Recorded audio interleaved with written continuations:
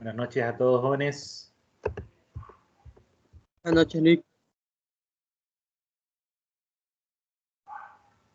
Espero que estén bien. Vamos a comenzar un poquito temprano porque ya vamos aterrizando y concluyendo.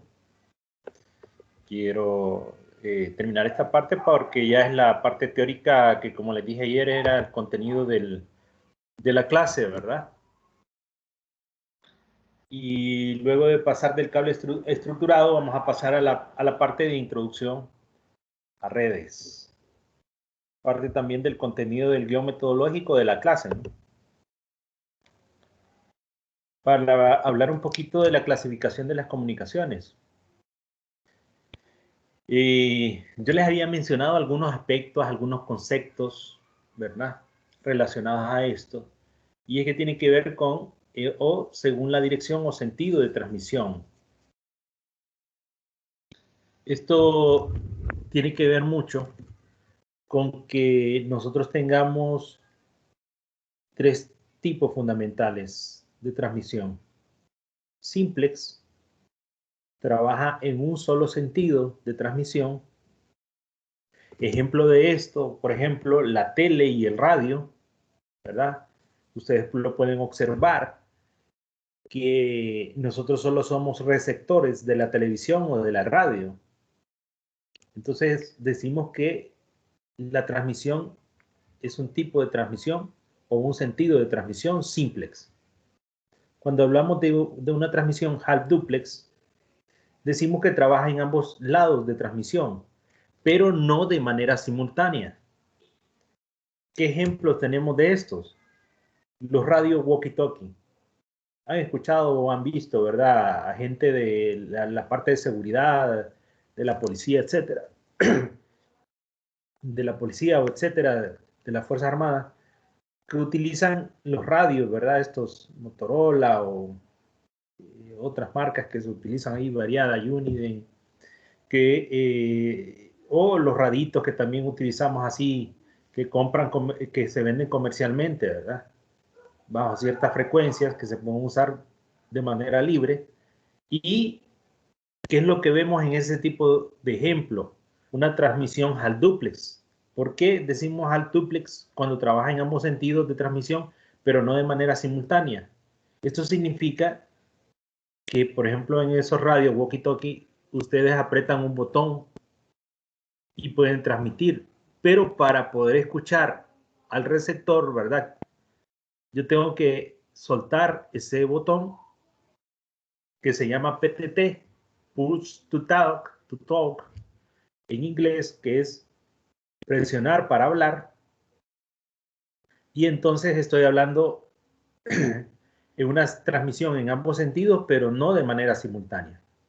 Luego venimos con la transmisión full duplex, que es la más común que ustedes conocen. Hay varios conceptos aquí, ¿verdad? Que para ustedes, algunos son ya de por hecho, la transmisión full duplex. Pero como la vez pasada les hacía una pregunta, ¿cuántos creían que las transmisiones se hacían no vía submarinas, sino ondas de señal, de conexiones, de retransmisión, ¿verdad? O repetición?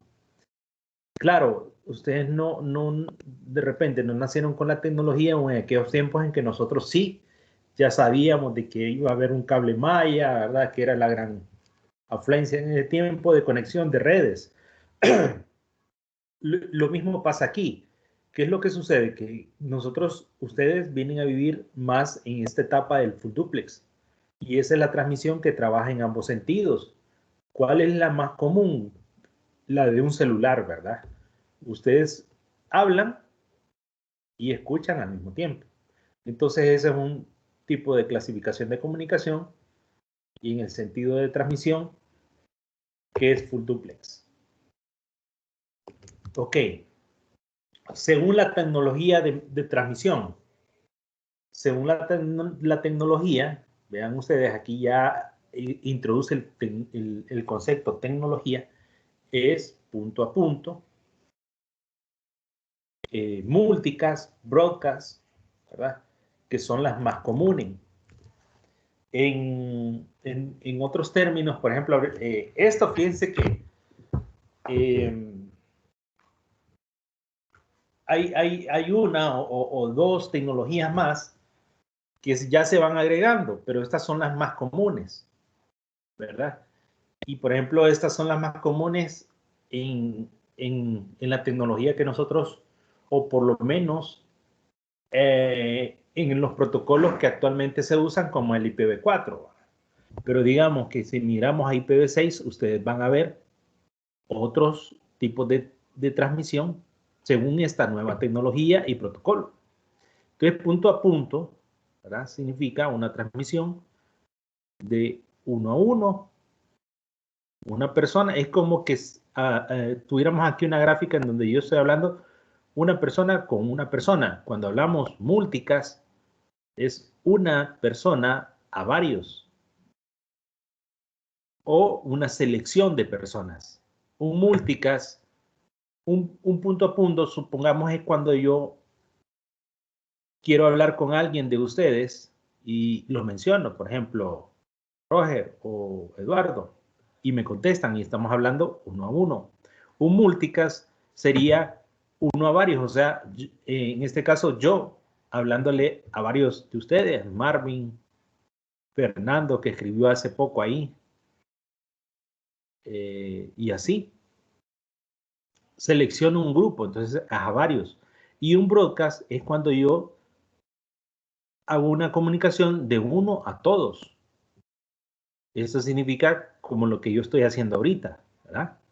Que en este momento yo no estoy seleccionando, yo no estoy hablando con alguien específico, sino que estoy hablando con todos ustedes. El mensaje que yo estoy transmitiendo es para todos ustedes. En una red se conoce una IP broadcast y una IP de red, que son las que no se usan. La IP de red sirve para identificar a un grupo dentro de una subred. La IP de red es como, y se separa, no se usa. Es como el ejemplo que usaba la vez pasada. Ustedes son la clase de taller, pero si yo hago sus redes, o sea, si yo digo taller sección A, B o C, ¿verdad? Como poníamos el ejemplo la vez pasada, entonces yo voy a agarrar, es como que agarrara un prefijo, una IP, solo para identificar a ese grupo. Y el broadcast, que es la última IP, me sirve para mandar mensajes a todos los miembros del grupo. Y estas siempre son utilizadas de esa forma y son separadas de todas las direcciones IP que yo voy a asignar. Pero ese es un caso ya solo específico que yo les estoy dando cuando ustedes, los que no han llevado redes, comunicaciones, la puedan llevar. La gestión de errores. La gestión de errores en redes incluye dos procesos: detección y corrección. Cuando hablamos de detección, ¿verdad? Estamos hablando como la palabra como que fuera prevención, porque se está detectando. Y ya la correctiva es cuando se ha cometido un error, ¿verdad? Y vamos a corregir. Entonces la detección es previa y la corrección es previa. La detección es previa al error porque previene y la corrección es posterior al error, ¿verdad? Porque ya se realizó un error. Yo les hablaba ayer del caso de Ethernet, de la conexión física contra la conexión de datos o de conexión inalámbrica, ¿sí? Y aquí la gestión de detección y corrección se utiliza en varios protocolos, más en la parte inalámbrica, ¿verdad? Porque yo les decía, hay mucha información que tenemos problemas porque va esas ondas etéreas en el aire y hay muchos obstáculos, paredes o relieves o lo que sea, ¿verdad? Entonces, hay mucho protocolo que está gestionando los errores a través de la detección o de la corrección. Entonces, vean ustedes que esa parte es importante. Entonces, La gestión de errores. ¿Cuáles son estos métodos de detección de errores? Hay un método que es la paridad. Este método se basa en contar la cantidad de bits con valor 1 en una serie de datos. Se asignará un valor de 1 o 0 al bit de paridad dependiendo de la cantidad de unos contados. Por ejemplo, un bit de paridad 1, cantidad 1 es impar, y un bit de paridad 0, cantidad 1 es par. Entonces ahí nosotros podemos ver los grupos impares y los grupos pares. El ejemplo, con 8 bits, 7 bits de información y un bit de paridad. En resumidas cuentas, esto es teoría, pero en resumida cuenta, lo que nos está dando a entender es que aquí hay un bit que se va a encargar de ese método de detección de error, ¿verdad?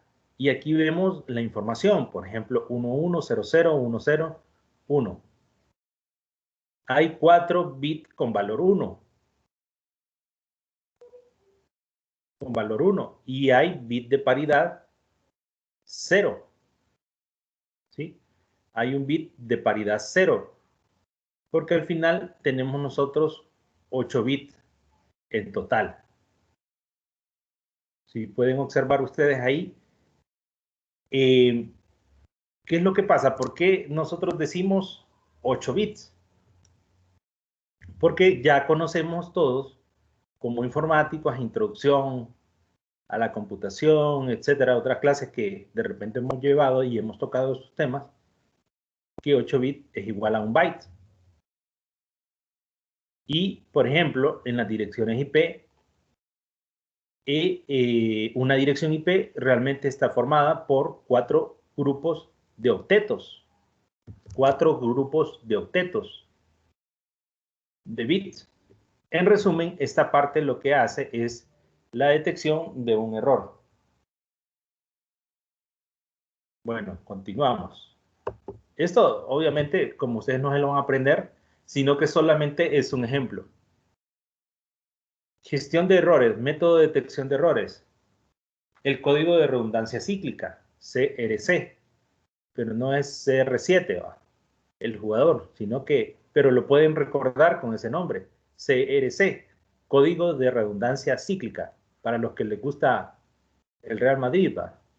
Se basa en representar las cadenas de datos como polinomios. O sea, los datos los representa como polinomios. Y de esta manera son más eficientes en el envío de información. Lo que sucede en este tipo de gestión de errores, ¿verdad? Cuando hay una detección de errores, como ustedes pueden ver, hay mayor trabajo de procesamiento. Creo que ayer lo mencionaba. Hay protocolos que son muy seguros, pero al ser tan seguros, como hay tanto, la misma palabra cuando mencionamos un protocolo, quiere decir que hay toda una secuencia a seguir, ¿verdad? Ahora que nosotros decimos el protocolo de bioseguridad, ¿cuánto no vemos que para seguir un protocolo, y protocolo hablo en la vida real, para entrar a una tienda, etcétera, aunque mucha gente ya no lo está haciendo, ¿verdad? Y hay que tener cuidado en eso, pero se hace un protocolo, pues fila, distancia, toma de temperatura, etcétera. Entonces, ¿qué pasa? Que hay un mayor trabajo, se vuelve más lento. Por eso dice que mayor trabajo de procesamiento, aunque sea más eficiente en el envío de información.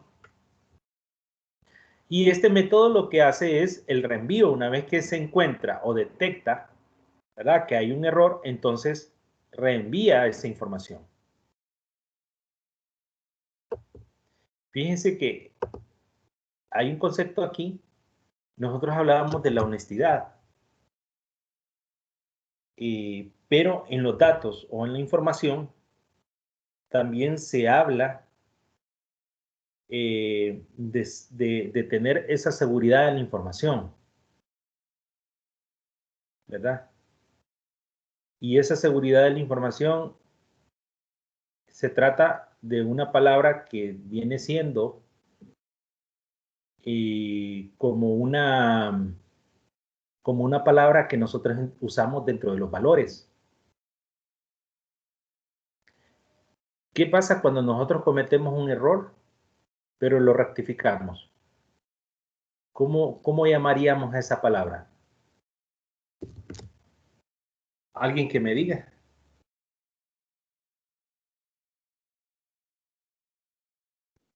Rectificar. Rectificar. Sí, hay una rectificación, pero ¿cómo podríamos llamar esos datos?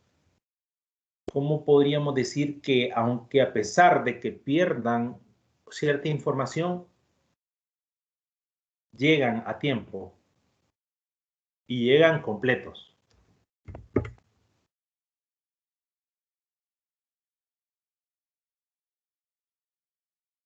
Se llama integridad. Integridad de los datos. Y han escuchado ustedes la palabra íntegro. ¿Cómo lo mencionamos dentro de los valores? Y creo que yo los mencioné cuando se dio aquel caso, ¿verdad?, que tuvimos del examen. Yo les dije, podemos ser íntegros, porque la integridad no significa ser santo, porque como humanos fallamos. La integridad significa que yo cometí un error, pero rectifico. O sea, llego con la información a mi destino, la reenvío correctamente y vuelvo a hacerlo. Entonces vean ustedes solamente una pequeñita relación en cuanto a esto, para que ustedes conozcan algunos conceptos, ¿verdad? Que a veces nosotros, al no conocerlos, los degradamos o creemos que son otras cosas. Ojo con muchas palabras. Yo siempre le he dicho a mis estudiantes, nosotros leemos solo títulos, pero en realidad no leemos lo que hay en el contexto, no vemos lo que hay en las lecturas a profundidad, en los conceptos, ¿verdad? Y ahí es donde nos perdemos. Yo le pregunto a la gente, ¿y vio la noticia de hoy? Ah, sí, algo sucedió ahí, que no sé qué, pero no leyó. Y lo mismo para cuando estudian. Vio tal cosa que decía que usted tenía que hacer. Ah, no, sí, lo voy a leer. Y después le pregunto, ¿lo vio? Sí, sí, tenía razón. Bueno, no lo que sucedió es que no lo había leído. Entonces hay que tener mucho cuidado con esos detalles, ¿verdad? Chicos, para que seamos personas de alguna manera intelectuales, si lo queremos llamar. Entonces, ¿cuáles son, volviendo aquí, después de nuestra pequeña charla de honestidad y de integridad, volvemos a los modelos de interconexión de redes? ¿Cuáles son estos modelos? Existen dos modelos que se han utilizado, el modelo OSI y el modelo TCP/IP. El modelo OSI, que por sus siglas en inglés es Open System Interconnection, y es una norma internacional. Y el modelo TCP/IP, que también viene de un stack o grupo, o el nombre de un stack o grupo de protocolos, que es el protocolo de transmisión de control y el Internet Protocol, ¿verdad? Cuando nosotros hablamos de una IP, de hacer que funcione la red, del Internet, como lo queramos llamar, estamos hablando de protocolo de Internet, Internet Protocol, que es una norma de la industria. Vean ustedes bien, ¿se acuerdan cuando vimos los primeros capítulos que estudiamos los centros de datos?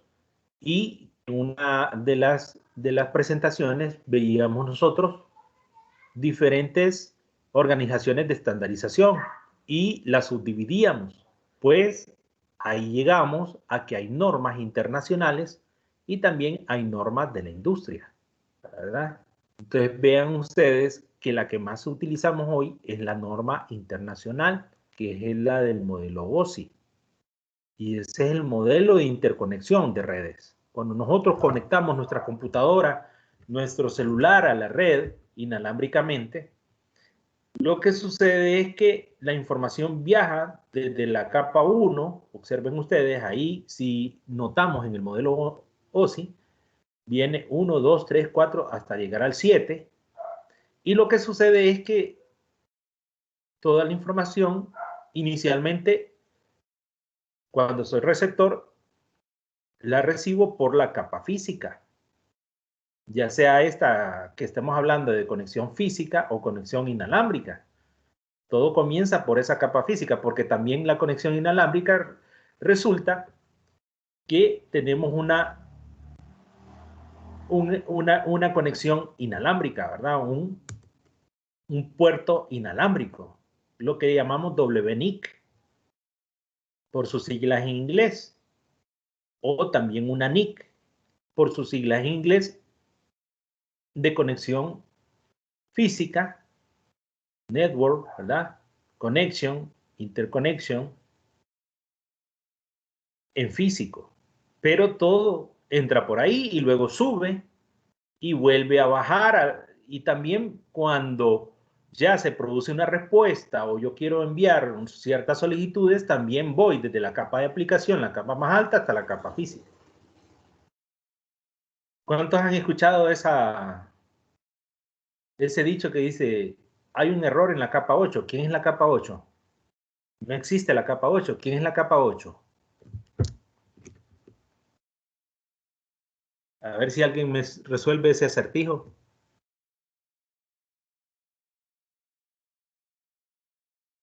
Muchos informáticos lo mencionan. Error en la capa 8, dice. ¿Quiénes creen ustedes que es la capa 8? Será el usuario. El usuario, correcto. Esa es la broma más común, ¿verdad? En los que administran bases de datos, sistemas y redes. Error en la capa 8, dice. Realmente estas capas del modelo OSI no deben de fallar, no fallan.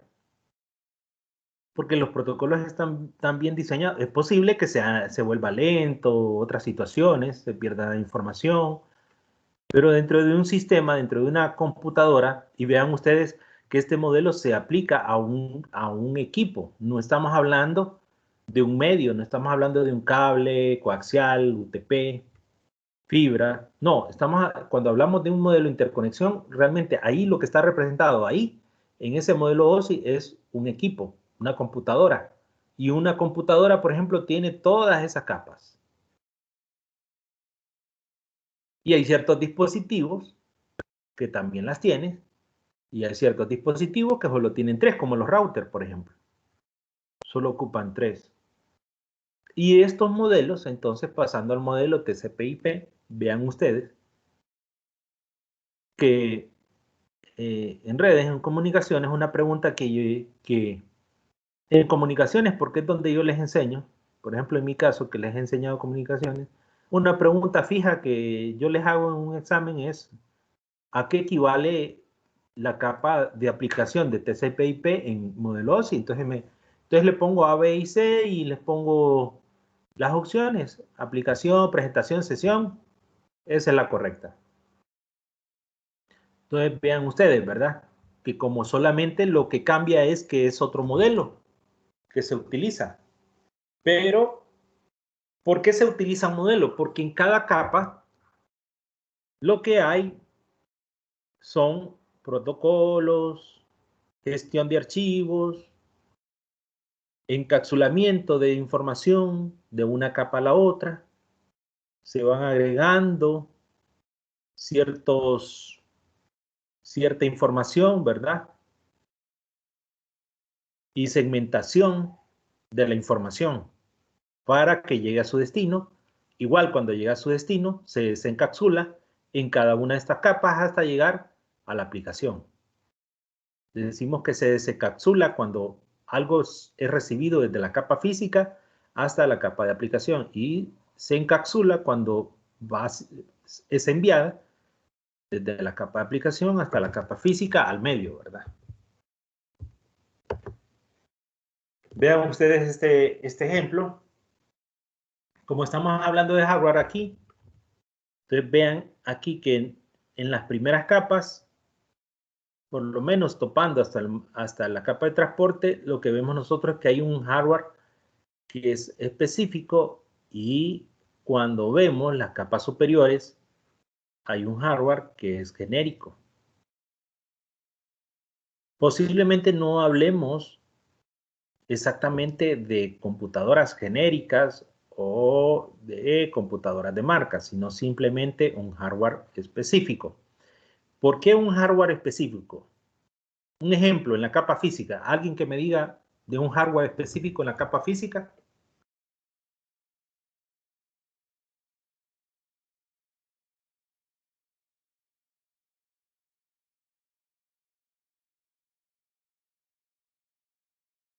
No, no hay nadie que me diga. En la capa física, lo que ocurre, ya hablé de la interfaz de red, la NIC, o la, si es inalámbrica, WNIC.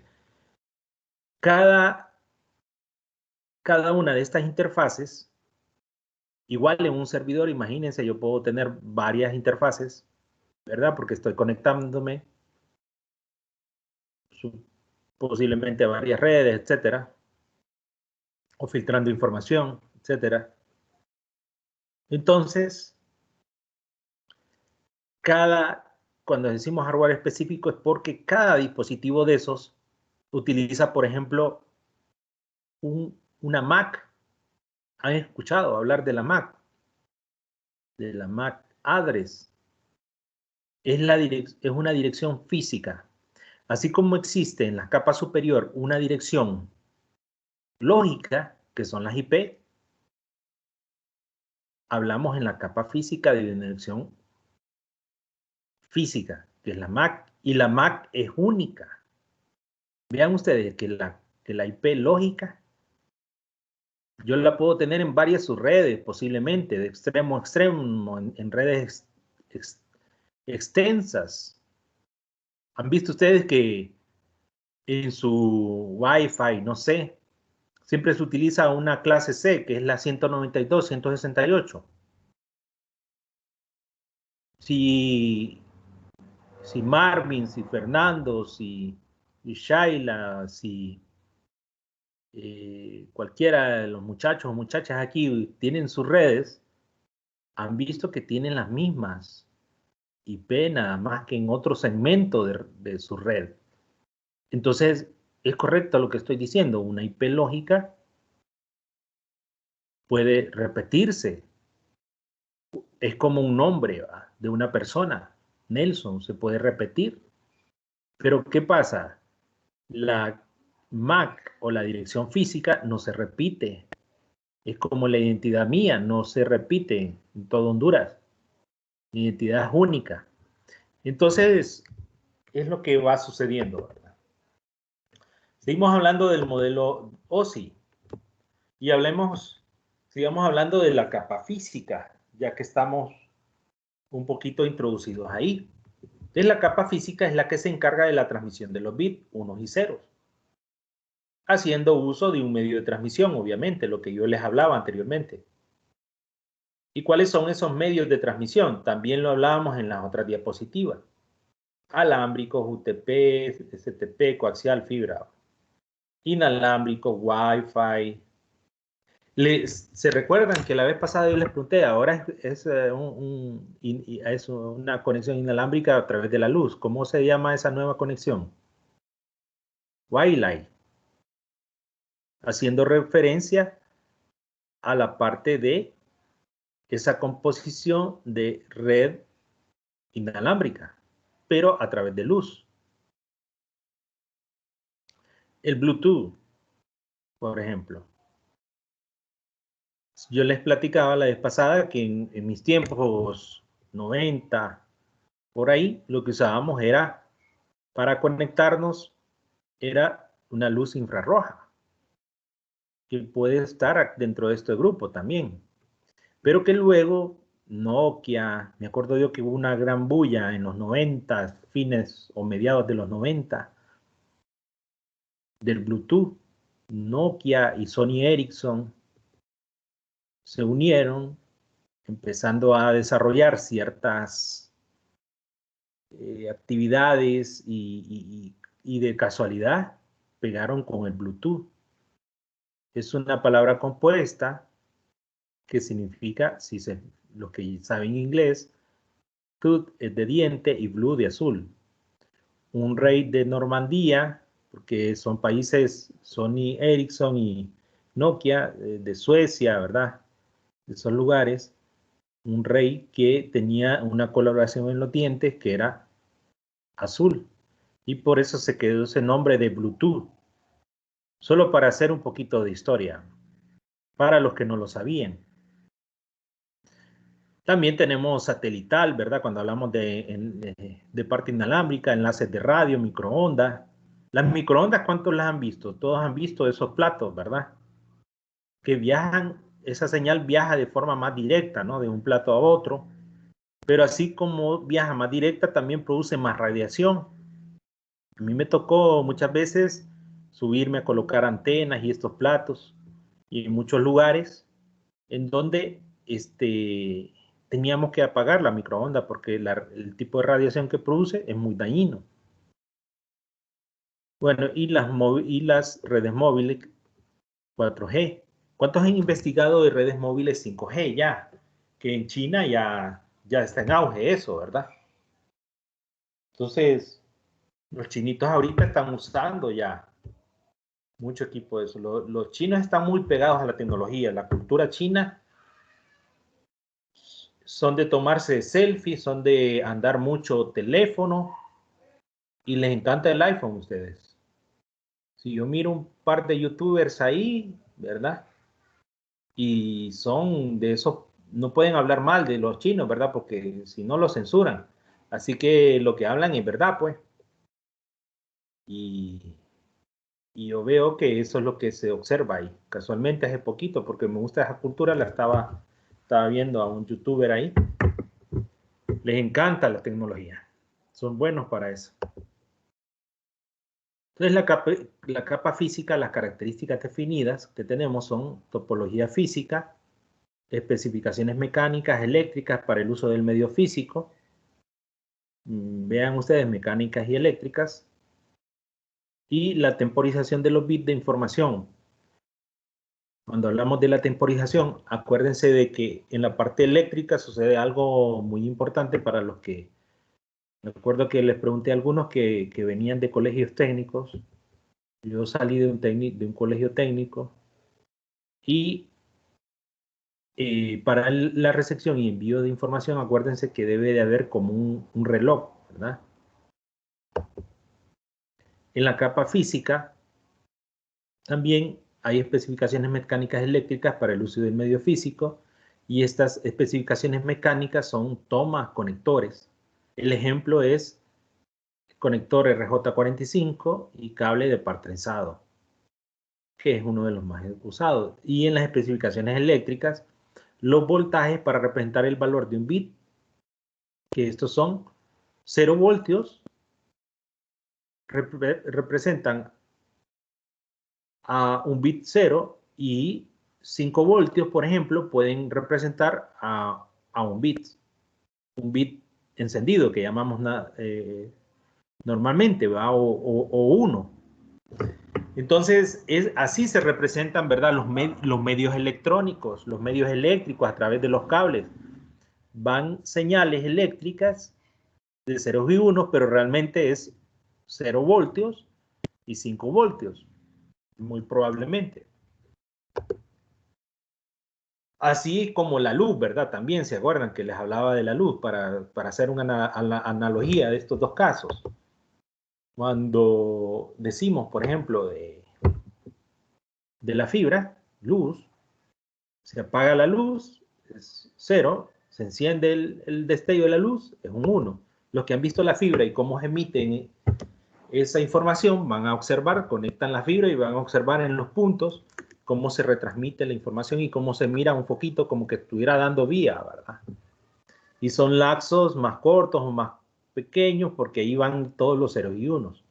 Entonces en la capa física también hay la temporización de lo que hablamos de los bits. Y la temporización es el tiempo, se establece una base de tiempo, de fin de sincronización, de fin y también de envío de bit desde el transmisor hasta el correspondiente receptor. Por ejemplo, si se establece una velocidad de transmisión de 1 megabit por segundo, significa que el reloj debe dividir un segundo en 1.000.000 de partes, o sea, microsegundos, a fin de que en cada intervalo de tiempo se transmita y reciba un bit. Si tiene algo de lógica, ¿verdad? Esa es la manera en cómo se va a establecer y cómo esa frecuencia de reloj va a poder dividir esa cantidad de información de 1 megabit en 1.000.000 de partes, microsegundos, a fin de que hayan intervalos de tiempo y se recibe y se transmita. Aquí no estamos hablando, aquí solo estamos hablando de la segmentación de esos paquetes en varias partes, pero también realmente que en las redes lo que ocurre a ustedes para hacerles algo más analítico en cuanto a la situación es lo siguiente. Cuando vemos aquí que se divide en partes, y la verdad que lo que ocurre es que si yo tengo una red y cuando sale toda esta información puede salir por diferentes sectores de la red. Es lo mismo que sucede, pongámoslo otro ejemplo, con lo que le llaman celda, la celda celular. Me imagino todos han visto, ¿verdad? Que hay antenas, torres y antenas, ahora muy frecuente, ¿verdad? Porque está Tigo, está Claro, hasta Hondutel todavía creo que tiene su sistema de celular, ¿verdad? Creo que todavía trabaja, todavía alguna gente tiene ese número 72 15 0000, no sé. ¿Qué es lo que sucede con le decimos nosotros antena, torre, pero técnicamente lo que se le llama es una celda, ¿verdad? De conexión, es como que tuviéramos un punto de switch o router. ¿Y qué es lo que sucede ahí, chicos? A esa celda se conectan ¿cuántos celulares? En mi colonia hay una torre. Bueno, vamos a ver varias antenas. Hay una multiplexación también. ¿Se acuerdan que hablábamos de una multiplexación? Pero ese es otro término, pero existe ahí la multiplexación, ¿verdad? Pero para no enredarlos, lo que sucede es que a una celda, a una antena de esas, lo que hay es una recepción de un montón de aparatos de celulares. ¿Se imaginan ustedes cuánto? ¿Y qué es lo que se hace con la información? ¿Qué creen ustedes que se hace? Exactamente lo que dice aquí, una frecuencia de reloj que lo que hace es la división de toda la información. Entonces, yo les digo, técnicamente es como que cuando yo digo hola, o como cuando yo estoy hablándoles aquí por el Teams, realmente esos pedacitos o segmentos de voz pueden irse, separarse, segmentarse y llegan a su destino y se vuelven a unir en micras de segundo. Así que espero no haberlos confundido, pero es un ejemplo más, es uno de los ejemplos más reales que yo puedo decirle. Luego entonces nosotros encontramos lo que es la capa de enlace de datos, que es la encargada de envío de tramas de datos. Y vean ustedes que vamos desde la capa física, que es la 1, hasta arriba, ¿verdad? Entonces la capa de enlace de datos es la que se encarga del envío de tramas de datos entre hosts de una misma red, del host, el anfitrión.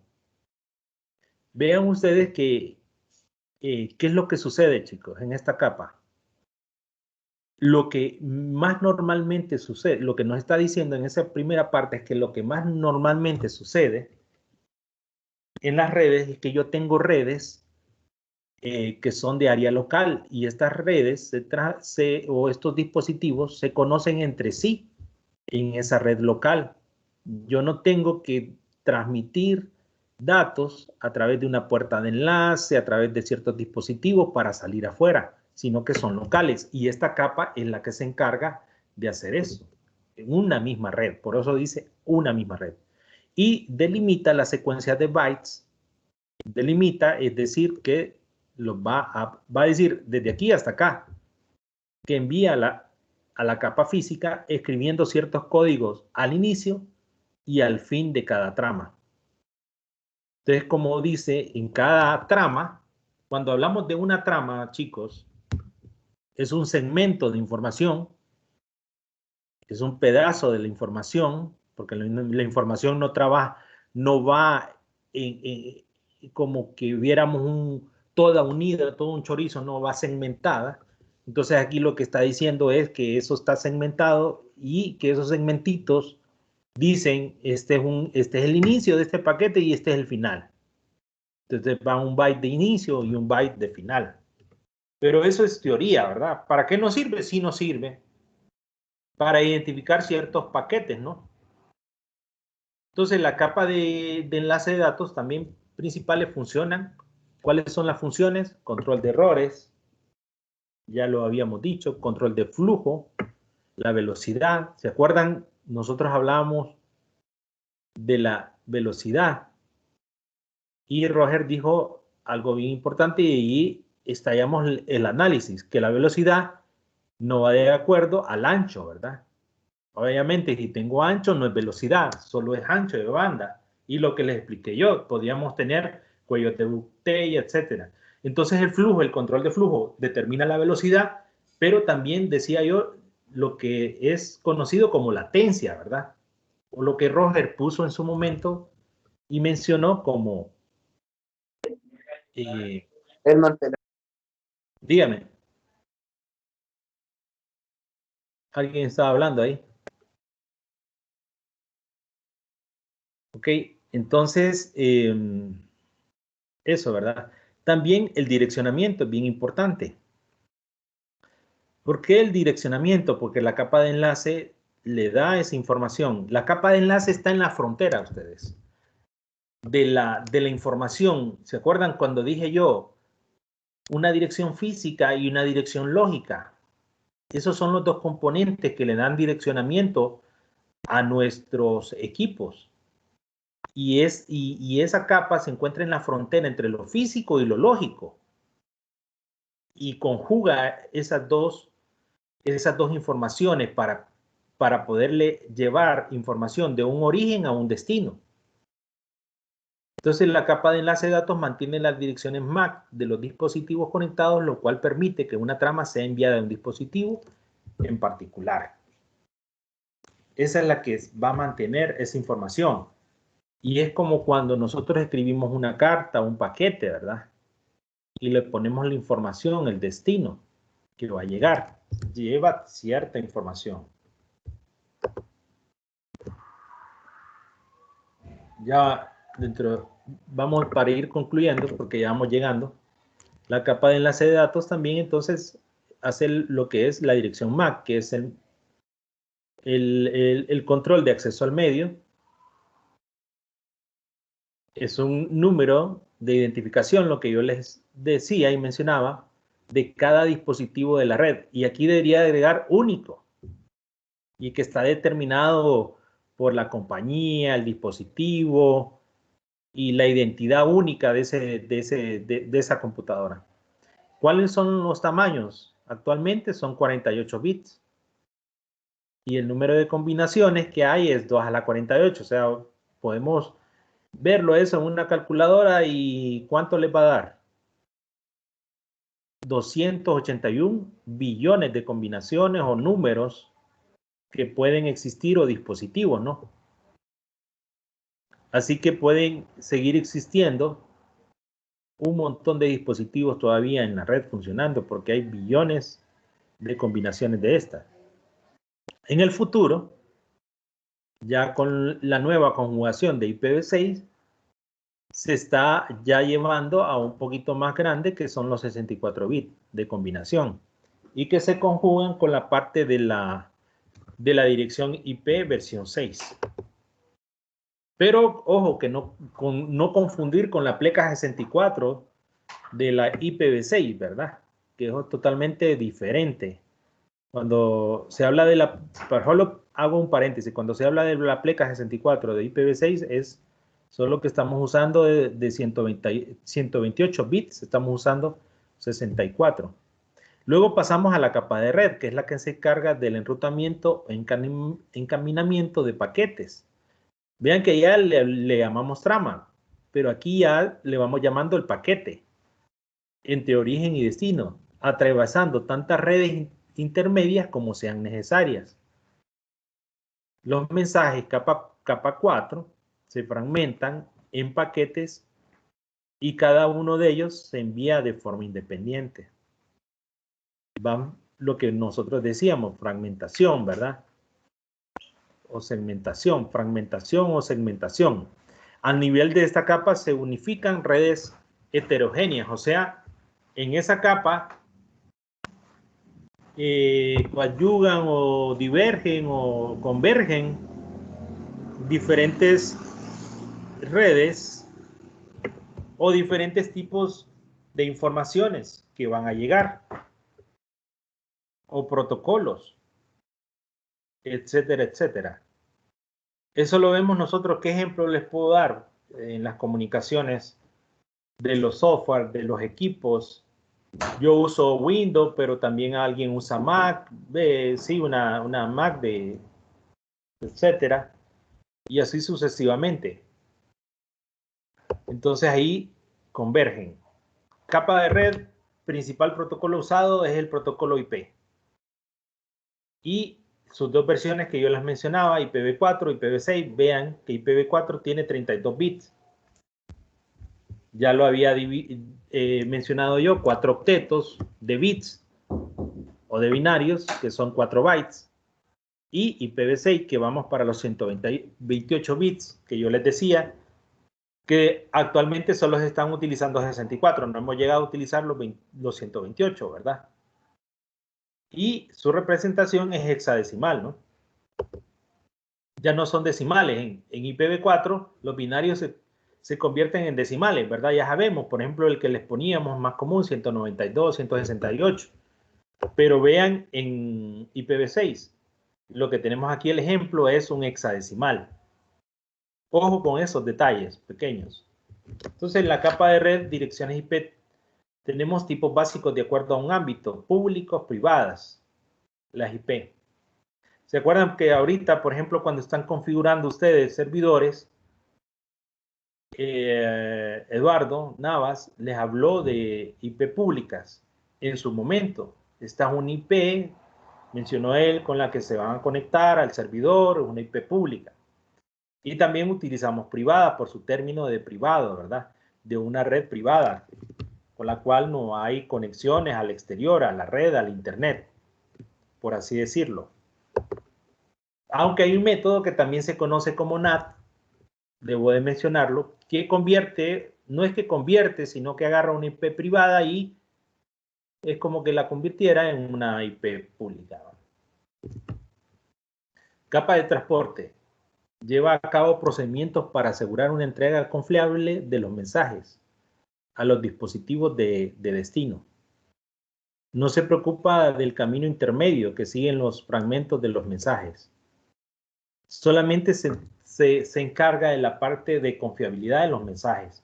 O sea que todos los protocolos que hay en esa capa de transporte y que se agregan es para control de errores, control de flujo. Esto es lo que mencionábamos al inicio, secuenciamiento.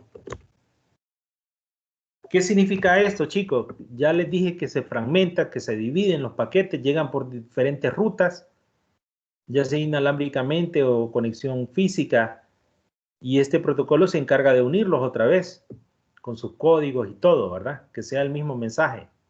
Cuando los mensajes son muy largos, son divididos, segmentados, etc. Y aquí es donde se ocurre esa parte. ¿Cuáles son estos principales protocolos? Dos protocolos con los que ustedes van a trabajar siempre. Programación, bases de datos, lo que ustedes quieran. TCP y UDP.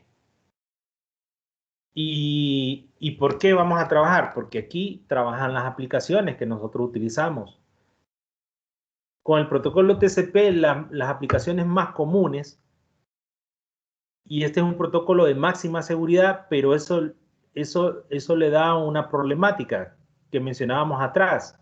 La seguridad nos vuelve un poquito más lento, pero no hay problema cuando nosotros transmitimos información como ser datos, ¿verdad? Puede llegar lento, pero va a llegar. Pero tenemos el otro protocolo que es totalmente diferente, el UDP, sin control de errores. El UDP se utiliza, por ejemplo, en la transmisión de video, el más común. ¿Qué pasa, chicos, si ahorita a mí se me detiene el video o lo más común que está ocurriendo ahorita, ¿verdad? Que no me llega la voz. Simplemente vuelvo a repetir. Lick, no lo escuchamos, se le fue, se le frizó. Lo que ustedes quieran. UDP, lo que le interesa es la velocidad en que yo transmita esa información y el caso más normal es el video, ¿verdad? Aunque surjan errores, pero en el momento pues se vuelven a corregir, ¿no? Y luego pasamos a la capa de sesión que se encarga de iniciar y mantener y finalizar las comunicaciones entre los dispositivos y creación de puntos síncronos para recuperar transferencias largas, fallidas. Esa es la capa de sesión. La capa de presentación se convierte los datos que vienen de la capa de aplicación de un formato específico del sistema a un formato común e independiente de dicho sistema. O sea, en la capa de presentación es como que yo tengo y envío una foto. Ah, bueno, entonces un formato independiente sería JPG, no sé, o un video MP4. Y la capa de aplicación, aquí se encuentran los programas y protocolos que utilizan el usuario para sus comunicaciones en red, navegadores, WhatsApp, redes sociales. Y que también proveen una interfaz a través de la cual las aplicaciones comunes se pueden comunicar con la red, ¿verdad? Impresora, correos. Entonces vean ustedes que en la capa de aplicación, la más alta, es donde ya vemos la parte visual. Eso era todo, chicos. Terminamos casi a la hora, pero ya nos falta poco. Yo creo que diríamos que mañana yo daría la última clase y que quedaríamos como para el jueves, así ver consultas o ver cómo vamos con los demás, con el proyecto, ¿verdad? Así que no los atraso más. Preguntas, si quieren, lo dejamos para el día jueves en específico acerca del proyecto y acerca de lo demás. Y hoy cerramos porque ya estamos en punto de las 9 de la noche y no los quiero atrasar más. Así que, excelente, buenas noches y nos vemos el día de mañana si Dios lo permite. Gracias, Lick. Buenas noches. A la hora. Gracias. Buenas noches. Buenas noches.